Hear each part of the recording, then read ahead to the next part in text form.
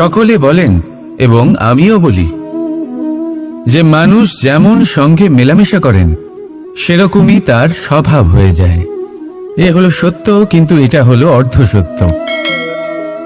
হ্যাঁ, বৃষ্টির ফোঁটা যখন সাপের মুখে যায় তখন তা বিষে পরিণত হয়, তাই যখন ঝিনুকের মধ্যে যায় তখন তা মুক্ততে পরিণত হয়। কিন্তু কোনো ব্যক্তির স্বভাব এ হলো অত্যন্ত গুরুত্বপূর্ণ। কোনো এক ফুলের কথা ভাবুন, সেই ফুলের সাথে জড়িত সেই কাঁটাগুলোর কথা ভাবুন। সহস্র বছর ধরে সেই কাঁটা ফুলের সাথেই লেগে রয়েছে, কিন্তু আজও সেই বিধিই যায়, সেই যন্ত্রণাই দেয়, সুবাস ছড়ায় না। কেন? কারণ বিধে যাওয়া কাঁটার স্বভাব হয়। এটা বুঝেনি। সর্বপ্রথম নিজের মনের ভাবকে বদলাতে শিখুন, তারপরই আপনার সঙ্গের প্রভাব পাল্টাতে পারে। আর যদি আপনি এরকম করেন তাহলে আপনার জগৎ প্রশান্তিতে ভরে যাবে। তাহলে আসুন আমার সাথে ভালোবেসে বলুন, রাধা রাধা। প্রতিজ্ঞা ছোট একটা শব্দ, কিন্তু এর মধ্যে শক্তি অনেক থাকে। যে ব্যক্তি প্রতিজ্ঞা পালন করেন তাতে অটল থাকেন, সংসার তাকে সম্মান করে। আর যে ব্যক্তি এটা করতে পারেন না তিনি বদনামের ভাগীদার হয়ে যান। এবার এটা আমরা সবাই জানি, কিন্তু দেখুন এই প্রতিজ্ঞার পালন কি যে কোনো পরিস্থিতিতে সেই যাই হোক না কেন করা উচিত? অর্থাৎ সংসার এদিক থেকে ওদিক হয়ে যাক, কিন্তু আমি আমার প্রতিজ্ঞায় অটল থাকব, এটা কি উচিত? এবার এটা আমরা বুঝবো একটা উদাহরণের দ্বারা। ধরুন আপনি আজ একটা প্রতিজ্ঞা নিলেন, বনের একটা সিংহকে আপনি রক্ষা করবেন। এ তো খুব ভালো কথা যে আপনি কারোর প্রাণ রক্ষা করবেন। আপনি শিকারীর হাত থেকে ওকে রক্ষা করবেন, ওকে বিপদের হাত থেকে রক্ষা করবেন। এতে প্রকৃতির ভারসাম্য বজায় থাকবে। কিন্তু যদি এই সিংহ নির্দোষদের ওপর আক্রমণ করে তখনও কি এর প্রাণ রক্ষা করা উচিত হবে?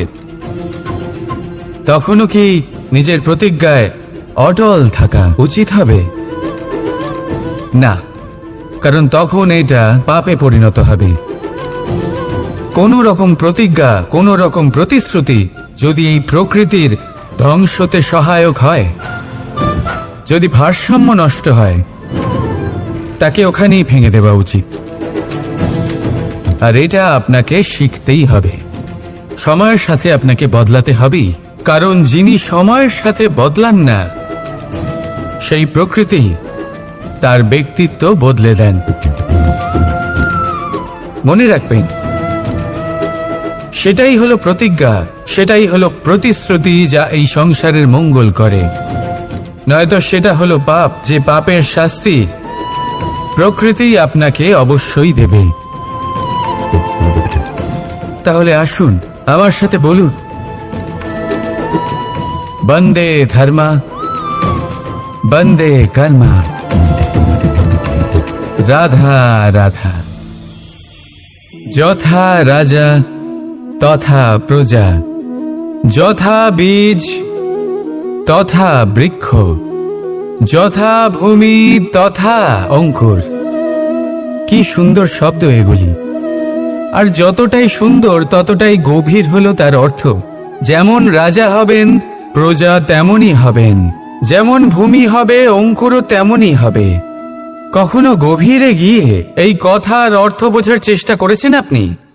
রাজা এই শব্দের মূল হলো রজ।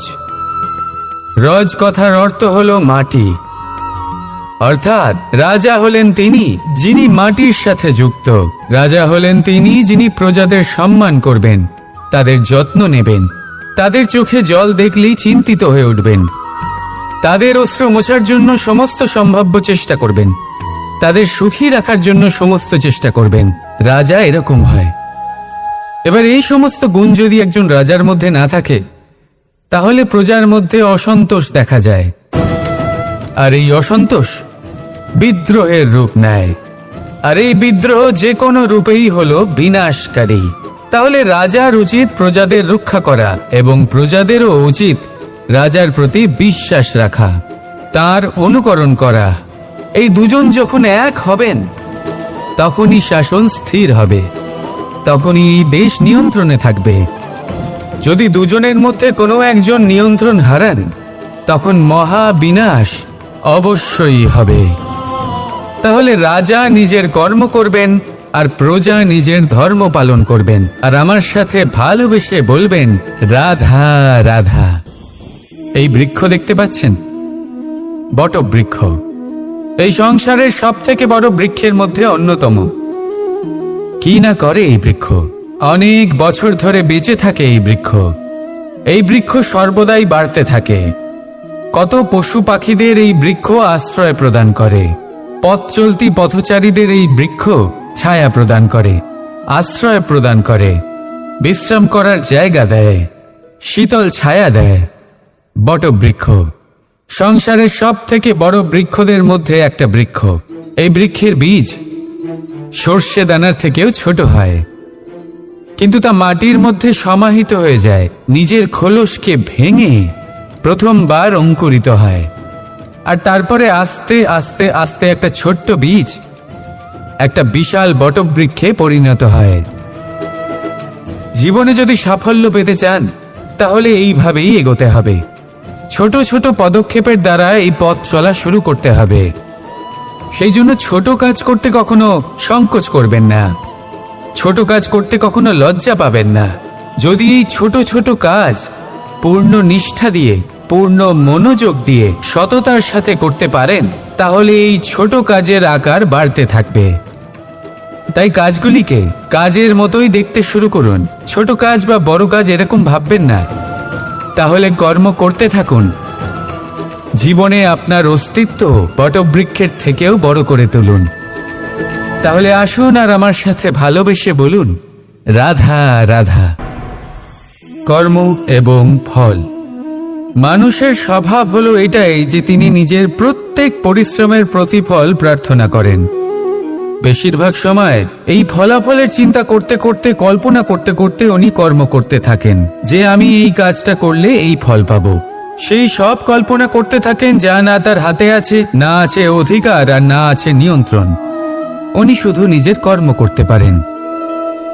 উনি কি ফল পাবেন তা তার হাতে কখনোই নেই।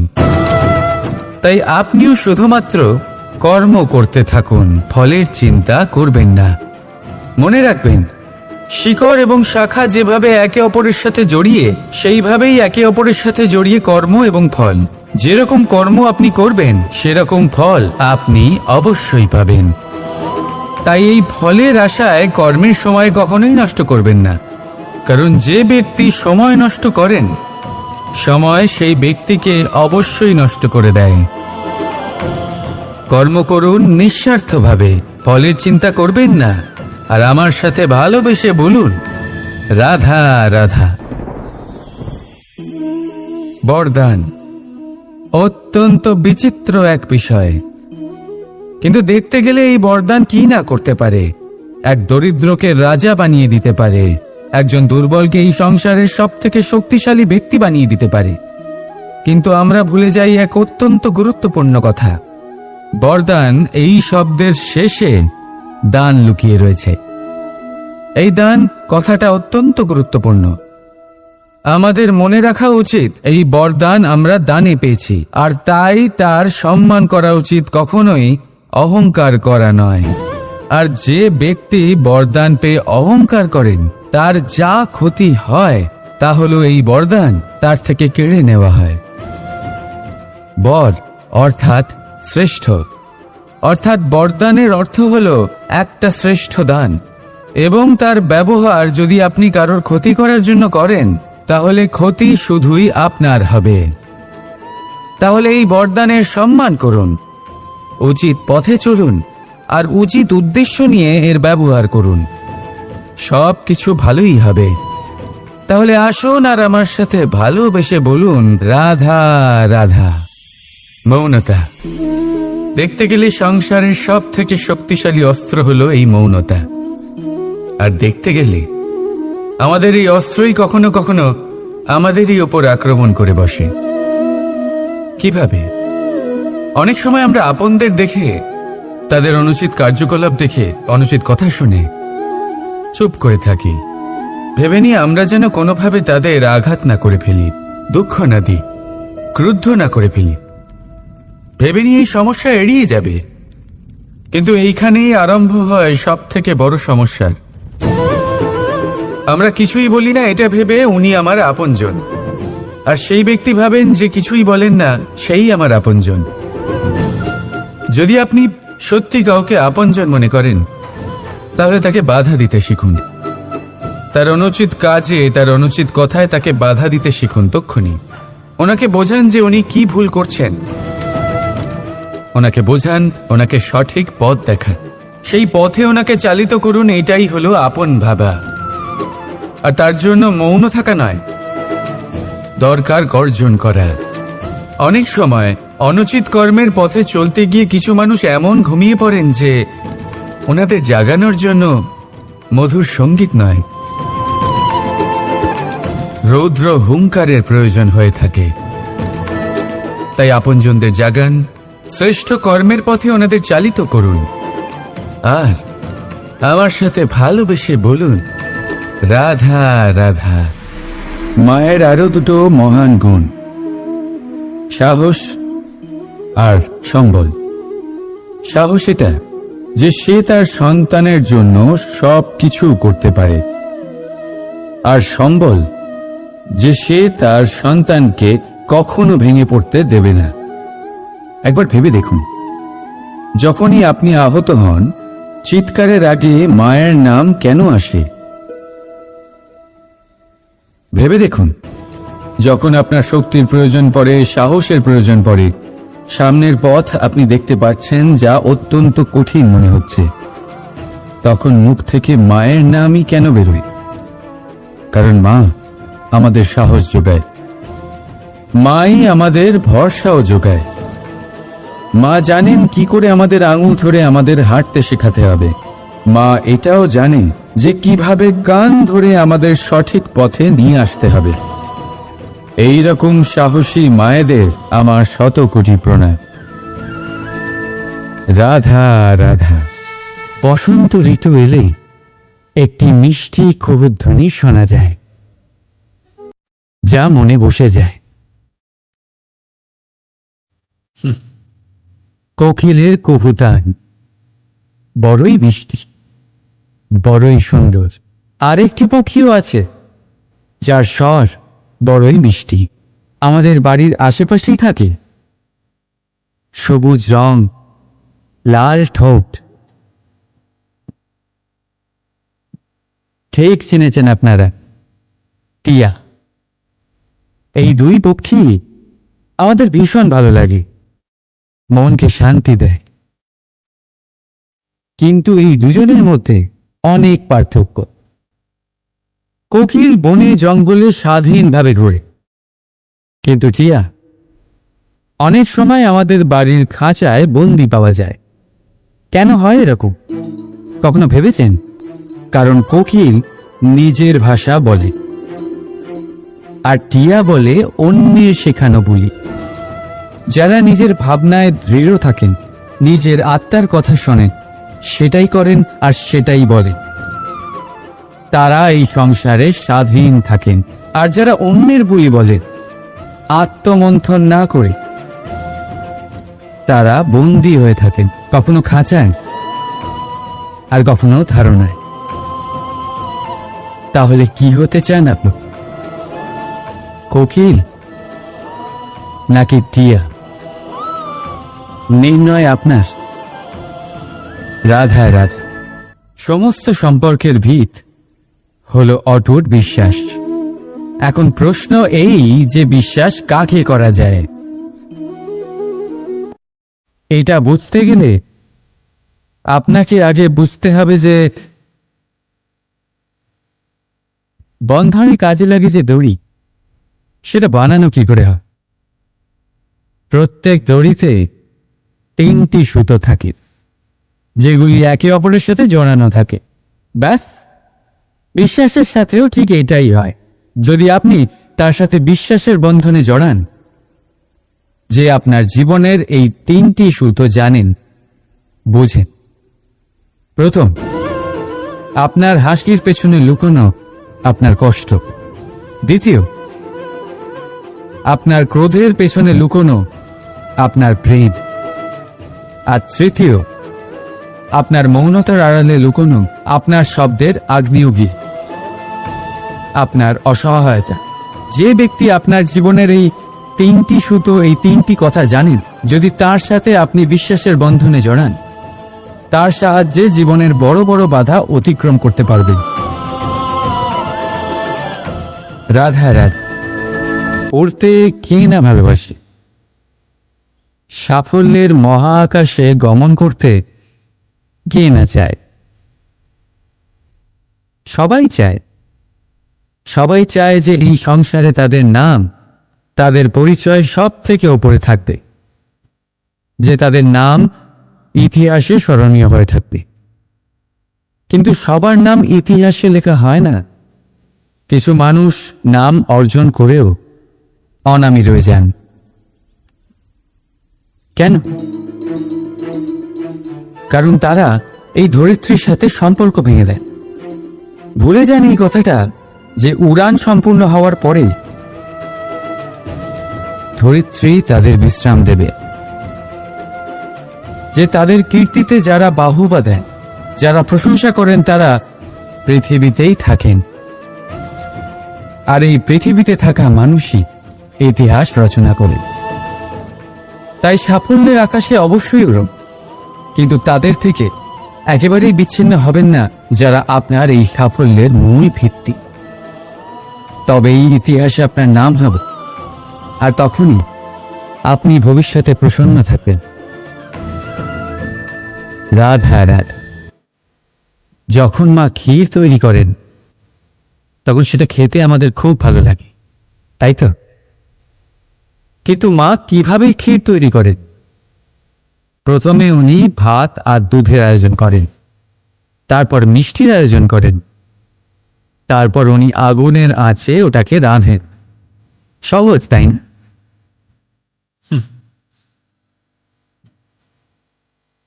অতটাও সহজ নয়। এই জীবনে আনন্দের ক্ষীর আস্বাদন করার এটাই উপায়, কিন্তু এতে সময় অনেকটাই লাগে। শুদ্ধ শুভ্র দুধের মতো ভাবনায় সদা অটুট সম্পর্কের মধ্যে প্রেমের মিষ্টত্ব মিশিয়ে যখন প্রয়াস আর পরিশ্রমের আগুনের আজে অনেকক্ষণ রাধা হয়,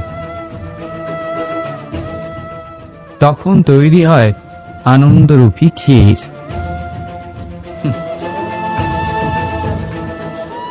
তাই মনে রাখবে, ভাবনার বিশুদ্ধতা, প্রেমের মিষ্টত্ব আর আত্মার প্রয়াস, এই তিনটি মেশালে তবেই জীবনে আনন্দ লাভ করবেন। রাধা রাধা। ভগবান। প্রত্যেক কঠিন পরিস্থিতিতে এই নামই আছে যা আমাদের উপায় দিয়ে থাকে। ব্যক্তি যান, ভগবানের পুজো করেন, আরাধনা করেন, ব্রত পালন করেন, মন্দিরে যান, পুজো পাঠ করেন, ভগবানকে জাগিয়ে তোলেন, আর তারপর শুরু হয় সমস্ত প্রশ্ন। হে ভগবান, আমার সাথে এরকম কেন হচ্ছে? কেন আমারই জীবনে এত দুঃখ আছে? আমি কিভাবে এর সম্মুখীন হব? আমাকে কেন এত কষ্ট ভোগ করতে হচ্ছে? হে ভগবান, আমি কি করব? আমাকে সাহায্য করুন, কোনো রাস্তা দেখান।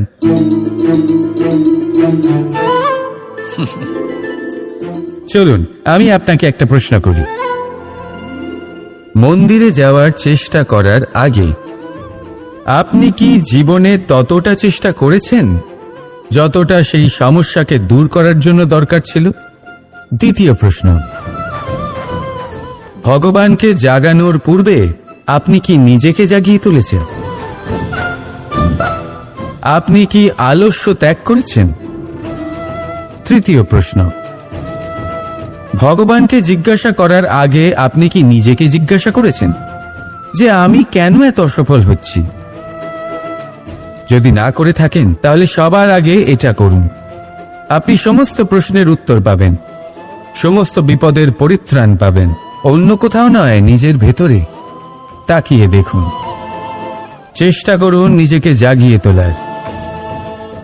আপনি সফল অবশ্যই হবেন, কারণ এই পরমাত্মা, ওই পরমেশ্বর, ওই পরব্রহ্ম আপনার মধ্যেই তো আছে। রাধা রাধা। সংসারে এমন একটা ভ্রান্ত ধারণা রয়েছে যে সবকিছু ভাগ্যের দ্বারা পাওয়া যায়, কিন্তু ভাগ্য, প্রারব্ধ এ তো সকলের জন্যই সমান হয়। এটা তো ব্যক্তির উপরে নির্ভরশীল হয়, তার আকাঙ্ক্ষার উপরে নির্ভরশীল হয়, বাসনার উপরে নির্ভরশীল হয়, স্বভাবের উপরে নির্ভরশীল হয় যে উনি সেটা নিয়ে কি করেন।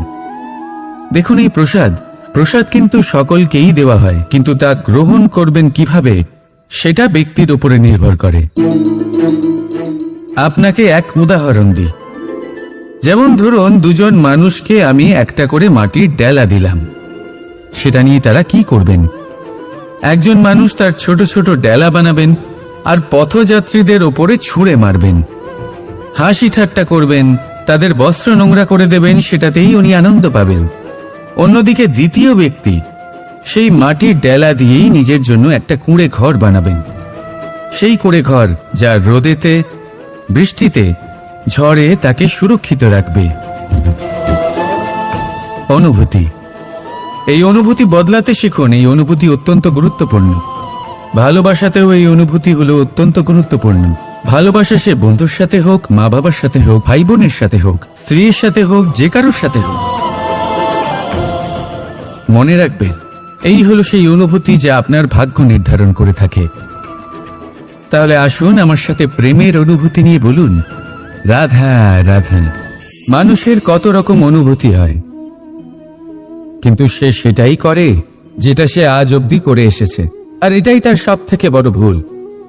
আপনাকে যদি উদাহরণ দিই, তাহলে একটা গোয়ালা যে ছোটবেলা থেকে একটাই কাজ করেছে, গরুকে চড়িয়েছে, দুধ বের করেছে, সে সারা জীবন সেটাই পাবে, শুধু দুধ। কিন্তু ভেবে দেখুন, যখন এই দুধ কোনো ময়রার কাছে যায়, তখন সে সেটা দিয়ে মালপোয়া বানায়, মাখন বানায়, বিভিন্ন রকমের সুস্বাদু মিষ্টি বানায়, ঘি বানায়। সে বড় কিছু করে, তার বদলে সে বড় কিছু পায়। তাই মনে রাখবেন, যদি আপনি সেটা করেন যেটা আপনি সব সময় করে এসেছেন, তাহলে আপনি সেটাই পাবেন যা আপনি আজ পর্যন্ত পেয়ে এসেছেন। নতুন কিছু করার চেষ্টা করুন, আলাদা কিছু করার চেষ্টা করুন, নিজেকে বদলানোর চেষ্টা করুন, নিজেকে প্রস্তুত করুন, নতুন কিছু করুন। তাই মনে রাখবেন, যদি আপনি এমন কিছু করেন যা এর আগে কেউ কখনো করেনি, তাহলে আপনি এমন কিছু পাবেন যা এর আগে কেউ কখনো পায়নি। তাই নতুন উপায়, নতুন চেষ্টার দ্বারা নতুন কর্মের পালন করুন। নতুন চিন্তা নিজের ভেতরে জাগ্রত করুন, কারণ এই চিন্তাই সত্য হয়ে আপনার জীবনে আসবে। রাধা রাধা। সমুদ্র মন্থন, আমরা সবাই জানি এ কিভাবে হয়েছিল। এই মন্থন থেকে কি কি পাওয়া গেছিল? অসংখ্য রত্ন পাওয়া গেছিল, বিষ পাওয়া গেছিল, অমৃত পাওয়া গেছিল। ঠিক সেইভাবেই আমাদের ভেতরেও একটা বিশাল সমুদ্র রয়েছে, যাকে আমরা নাম দিয়েছি মন। যদি এই মনের মন্থন করা হয়, তাহলে এই মন থেকে বিষও বেরোতে পারে আর অমৃতও বেরোতে পারে। তাই মনে রাখবেন, আপনার যে জিহ্বা রয়েছে তা বিষও নির্গত করতে পারে, আবার অমৃত। খারাপ কিছুও করতে পারে, যদিও আপনার মনস্কামনা খারাপ নাও হয়। তাই সবসময় যখন আপনার মুখ থেকে শব্দ উচ্চারণ করবেন, এই মনের মন্থন করে তা করুন। আর আমার সাথে ভালোবেসে বলুন, রাধা রাধা। আপনি কি কখনো শুনেছেন হরিণ সিংহের থেকে পালানোর বদলে তার সাথে লড়াই করেছে? হরিণ সিংহকে আক্রমণ করেছে, কখনো শুনেছেন? কখনো না। কিন্তু এরকম হতেই পারে, এরকম হয়েই থাকে। আর এটা তখনই হয় যখন হরিণের শাবক বিপদে পড়ে। যখন তার সিংহের কবলে পড়ার ভয় থাকে, তখন হরিণও এসে সিংহের সাথে লড়াই করতে থাকে, কারণ সে একজন মা, আর মা তার সন্তানের জন্য সবকিছু করতে পারে।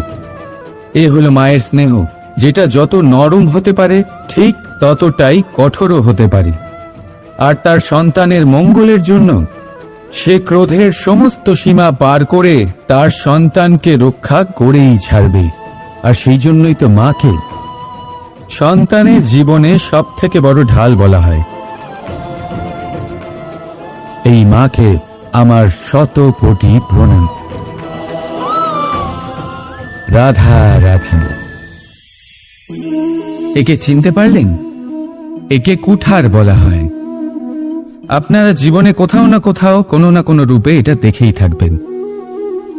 একটা ব্যাপার নিশ্চিত, এই কুঠার ছাড়া কোনো বৃক্ষকে কাটতে পারা সরল নয়। এবার আপনি কখনো এটা ভেবেছেন, এই কুঠার এর এই অংশ, এর মুখটাই যদি না থাকে তাহলে কি হবে? এ শুধুমাত্র কোনো বৃক্ষই নয়, তার কোনো ডালও কাটতে সক্ষম হবে না।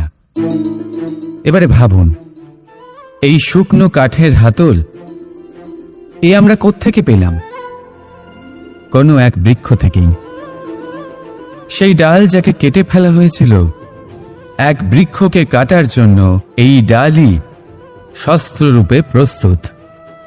আমাদের জীবনে আমাদের প্রিয়জন, আমাদের আপনজন যখন সময় কখনো কখনো তাদের সঙ্গ না দেয়, যদি তারা দৈন্য দশায় থাকেন, তাহলে তাদের সঙ্গ কখনো ছাড়বেন না।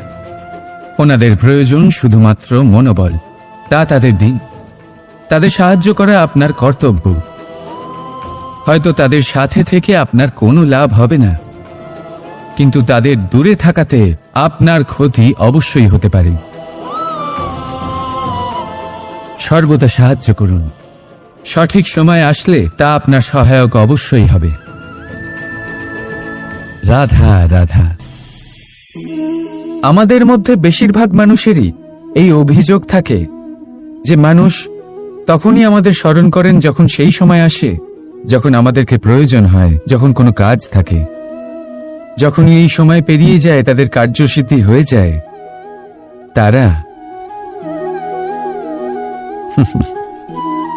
আমাদের থেকে দূরে চলে যান, ভুলে যান আমাদের।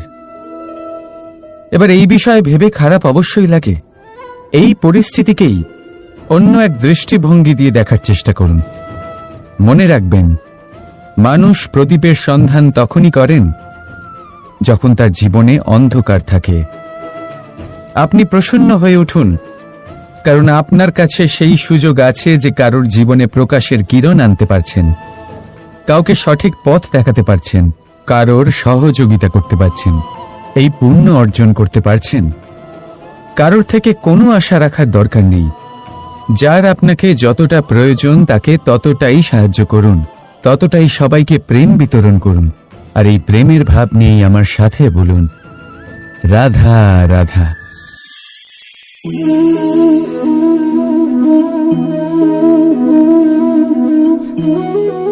এই শুকনো পাতা দেখতে পাচ্ছেন?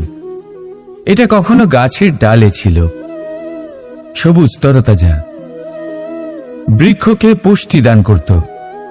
কিন্তু যেই এটা শুকিয়ে গেল, যেই ও পুষ্টি সরবরাহ করা বন্ধ করে দিল, ওকে ফেলে দেওয়া হলো। এবার আপনি বলবেন, এটাই তো হলো সত্যি, এটাই তো হলো সংসারের তিক্ত সত্যি। এই সংসার ততক্ষণ পর্যন্তই আপনাকে নিজের সাথে রাখবে যতক্ষণ আপনি নিজেকে উপযুক্ত বানিয়ে রাখতে পারবেন। আমি এটা বলবো না যে এটা হলো মিথ্যে, কিন্তু এটা অবশ্যই বলবো যে এটা সম্পূর্ণ সত্যি নয়। সম্পূর্ণ সত্যি হলো এটাই যে যদি আপনি চান তাহলে চিরকালের জন্য সংসারকে পুষ্টি দান করতে পারেন, আর চিরকালের জন্য সংসার আপনাকে নিজের সঙ্গে রাখতে পারে। কিভাবে? এই শুকনো পাতার উদাহরণই আপনাকে দিচ্ছি। এই শুকনো পাতা প্রথমে টুকরো হবে, তারপরে বৃষ্টির জলের সাথে গলে যাবে, তারপর সার হবে, তারপর সেই বৃক্ষের গোড়াতেই সমাহিত হবে, একটা নতুন অঙ্কুরকে একটা নতুন জীবন দেবে। তাহলে আপনি ভাবুন, আপনি নিজের জীবনের সাথে কি করতে চান? যদি কখনো আপনি পড়ে যান, অসফল হয়ে থাকেন, তাহলে আপনি কি এই উৎসাহ হারিয়ে ফেলবেন, নাকি আবার উঠে দাঁড়াবেন আর আবার এক নতুন সংসারের রচনা করবেন? সিদ্ধান্ত আপনার। রাধা রাধা। সকলে বলেন এবং আমিও বলি যে মানুষ যেমন সঙ্গে মেলামেশা করেন সেরকমই তার স্বভাব হয়ে যায়। এ হলো সত্য, কিন্তু এটা হলো অর্ধ সত্য। হ্যাঁ, বৃষ্টির ফোঁটা যখন সাপের মুখে যায় তখন তা বিষে পরিণত হয়, তাই যখন ঝিনুকের মধ্যে যায় তখন তা মুক্ততে পরিণত হয়। কিন্তু কোনো ব্যক্তির স্বভাব এ হলো অত্যন্ত গুরুত্বপূর্ণ। কোনো এক ফুলের কথা ভাবুন, সেই ফুলের সাথে জড়িত সেই কাঁটাগুলোর কথা ভাবুন। সহস্র বছর ধরে সেই কাঁটা ফুলের সাথেই লেগে রয়েছে, কিন্তু আজও সেই বিধিই যায়, সেই যন্ত্রণাই দেয়, সুবাস ছড়ায় না। কেন? কারণ বিধে যাওয়া কাঁটার স্বভাব হয়। এটা বোঝেনি। সর্বপ্রথম নিজের মনের ভাবকে বদলাতে শিখুন, তারপরই আপনার সঙ্গের প্রভাব পাল্টাতে পারে। আর যদি আপনি এরকম করেন তাহলে আপনার জগৎ প্রশান্তিতে ভরে যাবে। তাহলে আসুন আমার সাথে ভালোবেসে বলুন, রাধা রাধা। প্রতিজ্ঞা ছোট একটা শব্দ, কিন্তু এর মধ্যে শক্তি অনেক থাকে। যে ব্যক্তি প্রতিজ্ঞা পালন করেন তাতে অটল থাকেন, সংসার তাকে সম্মান করে। আর যে ব্যক্তি এটা করতে পারেন না তিনি বদনামের ভাগীদার হয়ে যান। এবার এটা আমরা সবাই জানি, কিন্তু দেখুন এই প্রতিজ্ঞার পালন কি যে কোনো পরিস্থিতিতে সে যাই হোক না কেন করা উচিত? অর্থাৎ সংসার এদিক থেকে ওদিক হয়ে যাক, কিন্তু আমি আমার প্রতিজ্ঞায় অটল থাকব। এটা কি উচিত? এবার এটা আমরা বুঝবো একটা উদাহরণের দ্বারা। ধরুন আপনি আজ একটা প্রতিজ্ঞা নিলেন, বনের একটা সিংহকে আপনি রক্ষা করবেন। এ তো খুব ভালো কথা যে আপনি কারোর প্রাণ রক্ষা করবেন। আপনি শিকারীর হাত থেকে ওকে রক্ষা করবেন, ওকে বিপদের হাত থেকে রক্ষা করবেন। এতে প্রকৃতির ভারসাম্য বজায় থাকবে। কিন্তু যদি এই সিংহ নির্দোষদের ওপর আক্রমণ করে তখনও কি এর প্রাণ রক্ষা করা উচিত হবে? তখনও কি নিজের প্রতিজ্ঞায় অটল থাকা উচিত হবে? না, কারণ তখন এটা পাপে পরিণত হবে। কোন রকম প্রতিজ্ঞা, কোন রকম প্রতিশ্রুতি যদি এই প্রকৃতির ধ্বংসতে সহায়ক হয়, যদি ভারসাম্য নষ্ট হয়, তাকে ওখানেই ভেঙে দেওয়া উচিত। আর এটা আপনাকে শিখতেই হবে, সময়ের সাথে আপনাকে বদলাতে হবেই। কারণ যিনি সময়ের সাথে বদলান না সেই প্রকৃতি তার ব্যক্তিত্ব বদলে দেন। মনে রাখবেন, সেটাই হলো প্রতিজ্ঞা, সেটাই হলো প্রতিশ্রুতি যা এই সংসারের মঙ্গল করে। নয়তো সেটা হলো পাপ, যে পাপের শাস্তি প্রকৃতি আপনাকে অবশ্যই দেবে। তাহলে আসুন আমার সাথে বলুন, বন্দে ধর্মা, বন্দে কর্মা, রাধা রাধা। যথা রাজা তথা প্রজা, যথা বীজ তথা বৃক্ষ, যথা ভূমি তথা অঙ্কুর। কি সুন্দর শব্দ এগুলি! আর যতটাই সুন্দর ততটাই গভীর হলো তার অর্থ। যেমন রাজা হবেন প্রজা তেমনই হবেন, যেমন ভূমি হবে অঙ্কুরও তেমনই হবে। কখনো গভীরে গিয়ে এই কথার অর্থ বোঝার চেষ্টা করেছেন আপনি? রাজা এই শব্দের মূল হলো রজ। রজ কথার অর্থ হলো মাটি। অর্থাৎ রাজা হলেন তিনি যিনি মাটির সাথে যুক্ত। রাজা হলেন তিনি যিনি প্রজাদের সম্মান করবেন, তাদের যত্ন নেবেন, তাদের চোখে জল দেখলেই চিন্তিত হয়ে উঠবেন, তাদের অশ্রু মোছার জন্য সমস্ত সম্ভাব্য চেষ্টা করবেন, তাদের সুখী রাখার জন্য সমস্ত চেষ্টা করবেন। রাজা এরকম হয়। এবার এই সমস্ত গুণ যদি একজন রাজার মধ্যে না থাকে তাহলে প্রজার মধ্যে অসন্তোষ দেখা যায়। আর এই অসন্তোষ বিদ্রোহের রূপ নেয়। আর এই বিদ্রোহ যে কোনো রূপেই হলো বিনাশকারী। তাহলে রাজার উচিত প্রজাদের রক্ষা করা এবং প্রজাদেরও উচিত রাজার প্রতি বিশ্বাস রাখা, তার অনুকরণ করা। এই দুজন যখন এক হবেন তখনই শাসন স্থির হবে, তখনই এই দেশ নিয়ন্ত্রণে থাকবে। যদি দুজনের মধ্যে কোনো একজন নিয়ন্ত্রণ হারান তখন মহা বিনাশ অবশ্যই হবে। তাহলে রাজা নিজের কর্ম করবেন আর প্রজা নিজের ধর্ম পালন করবেন, আর আমার সাথে ভালোবেসে বলবেন রাধা রাধা। এই বৃক্ষ দেখতে পাচ্ছেন, বটবৃক্ষ। এই সংসারের সব থেকে বড় বৃক্ষের মধ্যে অন্যতম। কি না করে এই বৃক্ষ, অনেক বছর ধরে বেঁচে থাকে এই বৃক্ষ। এই বৃক্ষ সর্বদাই বাড়তে থাকে। কত পশু পাখিদের এই বৃক্ষ আশ্রয় প্রদান করে। পথ চলতি পথচারীদের এই বৃক্ষ ছায়া প্রদান করে, আশ্রয় প্রদান করে, বিশ্রাম করার জায়গা দেয়, শীতল ছায়া দেয়। বটবৃক্ষ সংসারের সব থেকে বড় বৃক্ষদের মধ্যে একটা বৃক্ষ। এই বৃক্ষের বীজ সর্ষে দানার থেকেও ছোট হয়, কিন্তু তা মাটির মধ্যে সমাহিত হয়ে যায়, নিজের খোলসকে ভেঙে প্রথমবার অঙ্কুরিত হয়, আর তারপরে আস্তে আস্তে আস্তে একটা ছোট্ট বীজ একটা বিশাল বটবৃক্ষে পরিণত হয়। জীবনে যদি সাফল্য পেতে চান তাহলে এইভাবেই এগোতে হবে। ছোট ছোট পদক্ষেপের দ্বারা এই পথ চলা শুরু করতে হবে। সেই জন্য ছোট কাজ করতে কখনো সংকোচ করবেন না, ছোট কাজ করতে কখনো লজ্জা পাবেন না। যদি এই ছোট ছোট কাজ পূর্ণ নিষ্ঠা দিয়ে, পূর্ণ মনোযোগ দিয়ে, সততার সাথে করতে পারেন তাহলে এই ছোট কাজের আকার বাড়তে থাকবে। তাই কাজগুলিকে কাজের মতোই দেখতে শুরু করুন। ছোট কাজ বা বড় কাজ এরকম ভাববেন না। তাহলে কর্ম করতে থাকুন।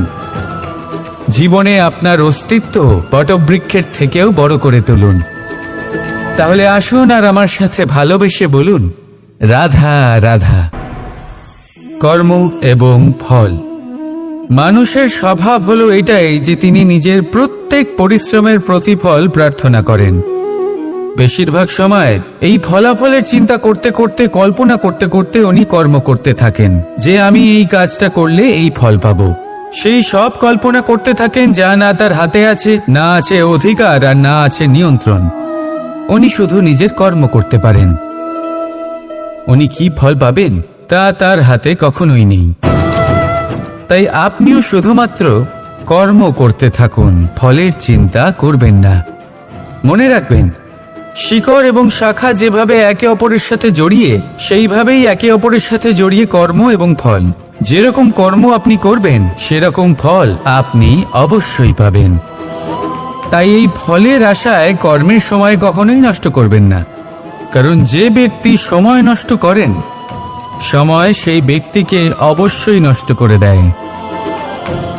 কর্ম করুন নিঃস্বার্থভাবে, ফলের চিন্তা করবেন না, আর আমার সাথে ভালোবেসে বলুন রাধা রাধা। বরদান অত্যন্ত বিচিত্র এক বিষয়, কিন্তু দেখতে গেলে এই বরদান কি না করতে পারে। এক দরিদ্রকে রাজা বানিয়ে দিতে পারে, একজন দুর্বলকে এই সংসারের সব থেকে শক্তিশালী ব্যক্তি বানিয়ে দিতে পারে। কিন্তু আমরা ভুলে যাই এক অত্যন্ত গুরুত্বপূর্ণ কথা। বরদান এই শব্দের শেষে দান লুকিয়ে রয়েছে। এই দান কথাটা অত্যন্ত গুরুত্বপূর্ণ।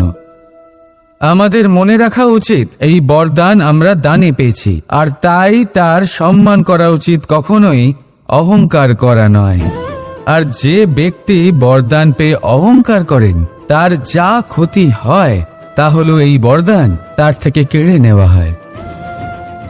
বর অর্থাৎ শ্রেষ্ঠ, অর্থাৎ বরদানের অর্থ হলো একটা শ্রেষ্ঠ দান, এবং তার ব্যবহার যদি আপনি কারোর ক্ষতি করার জন্য করেন তাহলে ক্ষতি শুধুই আপনার হবে।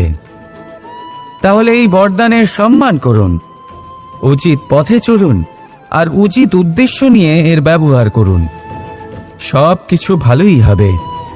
তাহলে আসুন আর আমার সাথে ভালোবেসে বলুন রাধা রাধা।